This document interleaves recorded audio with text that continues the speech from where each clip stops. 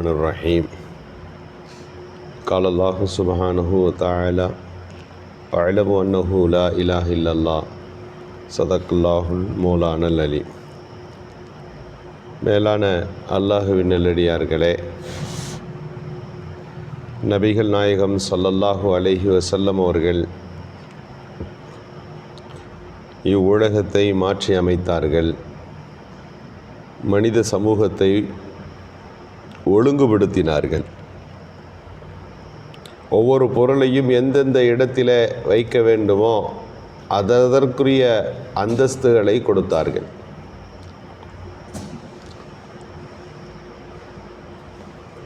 அரபியிலே ஒரு வார்த்தை ظுலும் என்று இருக்கிறது. ظுலும் என்று சொன்னால்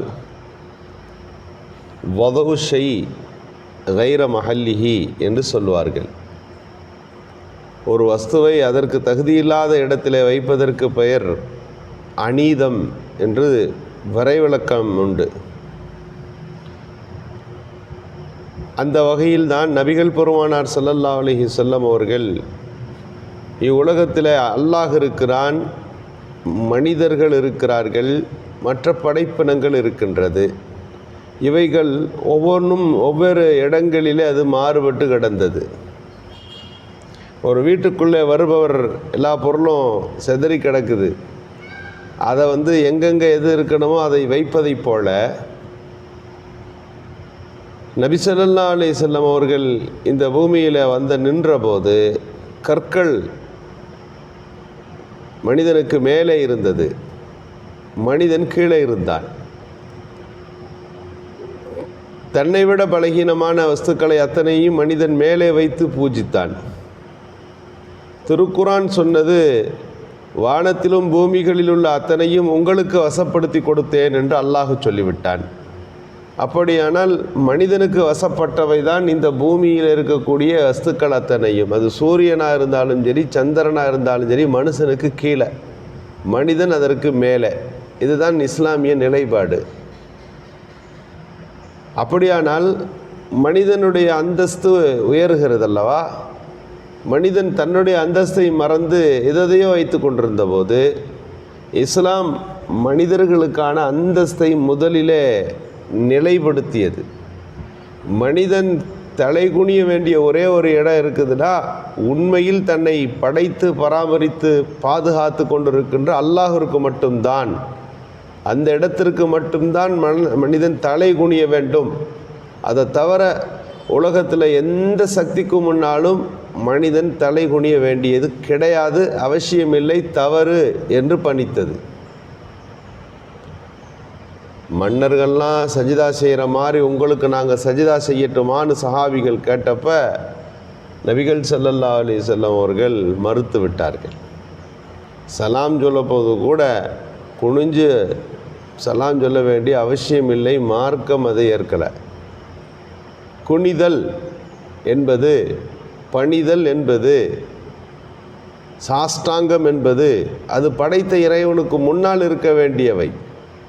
இதில் மனிதனுக்கு இஸ்லாம் கொடுக்கக்கூடிய அந்த கௌரவம் இருக்கிறதே, உன்னுடைய அந்தஸ்து மிக உயர்ந்தது.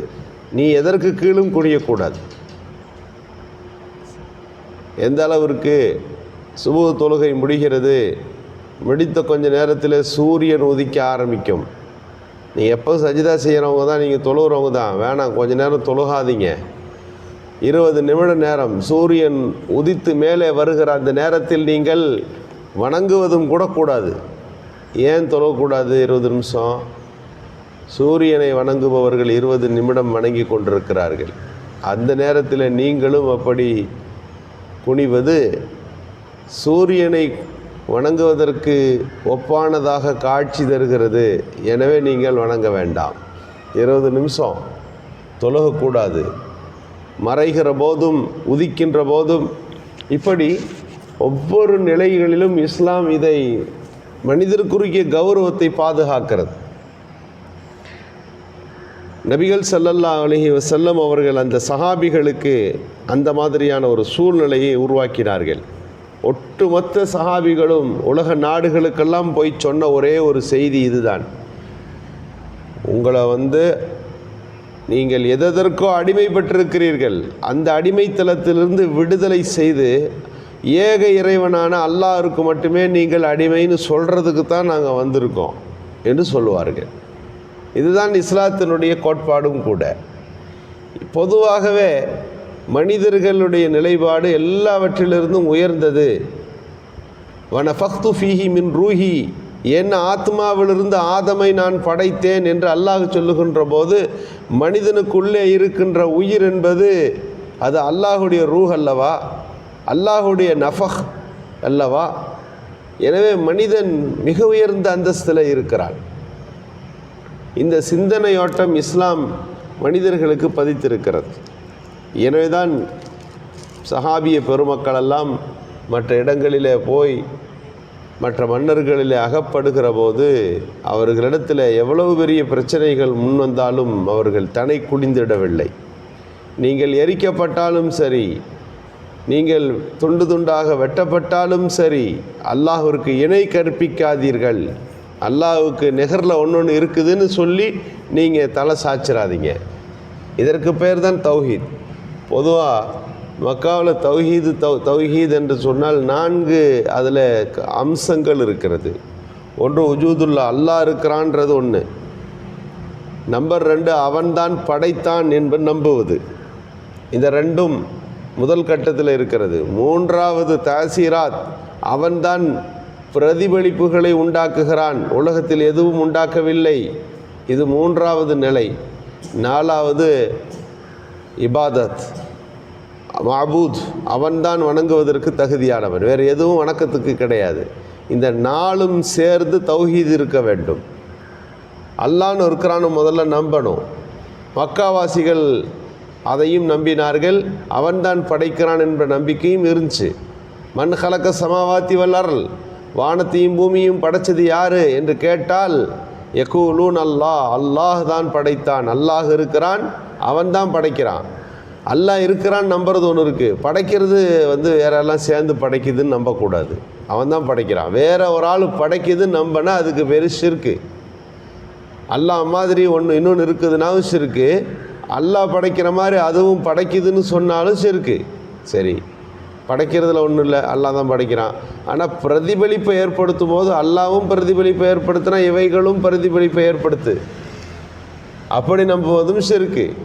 தாசீர், ஒன்றை உருவாக்குவது மட்டுமல்ல, அதை நிர்வாகம் செய்வது, அதற்கான பல்வேறு விஷயங்களை ஏற்படுத்துவது, இது எல்லாமே அல்லாஹ் தான் செய்கிறான், மற்ற யாரும் செய்யவில்லை. உலகத்தில் எதற்கும் அந்த சக்தி கிடையாது. இதற்கு அடுத்து தான் வருகிறது, அந்த அல்லாஹ்வை மட்டும்தான் நாம் வணங்க வேண்டும். இந்த 4 நிலைப்பாடுகளை கொண்டதாக நபிகள் நாயகம் ஸல்லல்லாஹு அலைஹி வஸல்லம் அவர்களுடைய போதனைகள் இருந்தது. இந்த 4ஐயும் நீங்கள் ஏற்காவிட்டால் அந்த ஷிர்க்கில் 4 வகையான பண்புகள் உண்டாகி விடுகிறது. பெருமானார் ஸல்லல்லாஹு அலைஹி வஸல்லம் அவர்கள் 10-13 ஆண்டுகள் மக்காவில் மக்களிடத்தில் போதித்தவைகள் அத்தனையும் இதுதான். நீங்கள் வஹ்தானியத், அல்லாஹுவை நோக்கி திரும்புங்கள், அல்லாஹ் மட்டுமே எல்லாவற்றையும் செய்கிறார். அவங்க என்ன கேட்டாங்க, ஏன் இந்த சின்ன சின்ன கடவுள் அல்லாஹுக்கு உதவி செய்கிறதுக்கு இருக்கக்கூடாதான்னு கேட்டாங்க. அப்படி சொல்லுவது அல்லாஹுவை பலகீனப்படுத்துவது, அல்லாஹுவை இயலாமையில் ஆக்குவது. அவனால் மட்டுமே எதுவும் முடியாது, இன்னொன்றின் உதவியும் அவனுக்கு தேவை என்று ஆகிறது. அவர்கள் அல்லாஹுவை ஏற்றார்கள், ஆனால் என்னன்னு கேட்டால் முழு பவராக ஏற்றுக்கலை. அல்லாஹ் இருக்கிறான், ஆனால் அவங்களாம் உதவி செய்யும் அப்படின்னு நம்பினாங்க. இதைத்தான் இஸ்லாம் மறுக்கிறது. இல்லை, அல்லாஹ் மட்டும்தான் இருக்கின்றான், அவன் மட்டுமே படைக்கிறான், அவன் மட்டுமே பாதுகாக்கிறான், அவன் மட்டுமே வணங்குவதற்கு தகுதியானவன் என்கின்ற நிலைப்பாட்டை உருவாக்கினார்கள். மனிதனுக்கு மேலே உள்ளது அல்லாஹ் மட்டும்தான். அதை அல்லாஹுவை அடுத்து இந்த உலகத்தில் மனிதன் சிறந்தவன். அது உலகத்தில் இருக்கக்கூடிய எல்லா வஸ்துக்களும் இந்த மனிதனுக்கு கீழே கட்டுப்பட்டவை.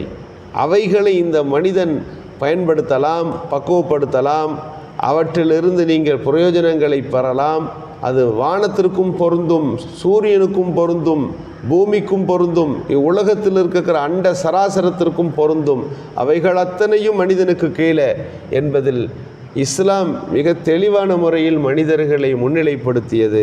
அல்லாஹு சுப்ஹானஹு தஆலா நபிகள் நாயகம் ஸல்லல்லாஹு அலைஹி வஸல்லம் அவர்கள் மூலமாக ஏற்படுத்திய தர்த்தீப் என்பது இதைத்தான் நாம் சொல்லுகின்றோம்.